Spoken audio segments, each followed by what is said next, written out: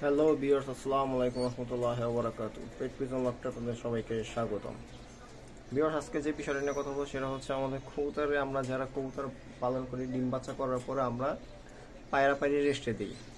আমরা পায়রিটাকে রেস্টে দেওয়ার চেষ্টা করি সবচেয়ে বেশি, কারণ পায়রি তো ডিম পারে। তারপর ডিম শেক দেওয়ার ক্ষেত্রে, বাচ্চা যত্নের ক্ষেত্রে পায়রির সবচেয়ে ভূমিকা থাকে বেশি।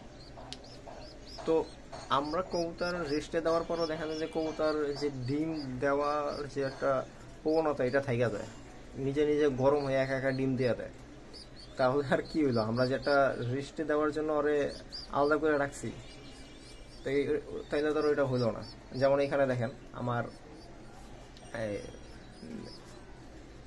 এখানে দেখেন সিলভার গড়ার একটা মাদি, লাল গড়ার একটা মাদি।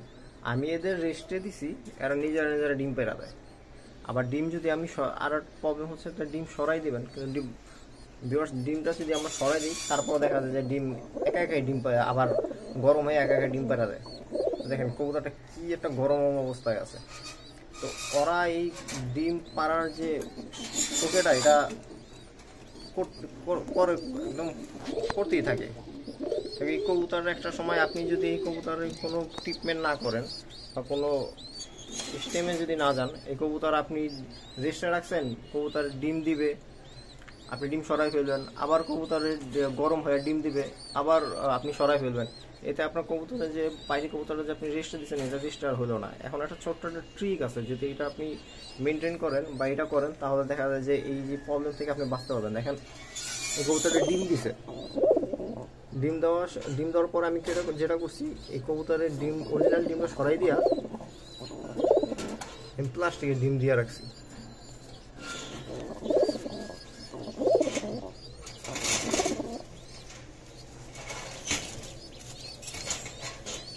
প্লাস্টিকের ডিম দিয়ে রাখছি দেখেন, এরকম প্লাস্টিকের এই ডিমটা এরকমভাবে যদি আপনি ডিম দিয়ে রাখেন, ওদের ডিম পাড়ার যে প্রবণতাটা থাকে এটা অনেকখানি কমে যায়। পরে আর দেখা যায় যে আপনার এই কবুতর একা একা ডিম দিবে না পায়রিটা। আপনি পায়রি কবুতরে যে আপনি রেস্টটা দিচ্ছেন, এই রেস্টটাও হইলো, আর আপনার কবুতরের যে দুর্বলও হইলো না। এই কাজটা কথা দেখেন, এখানেও আমি এরকম ডিম দিয়ে রাখি পায়রি কবুতরে, যাতে ওর ডিম না দেয়। এটা খুব মজাদার একটা কবুতর।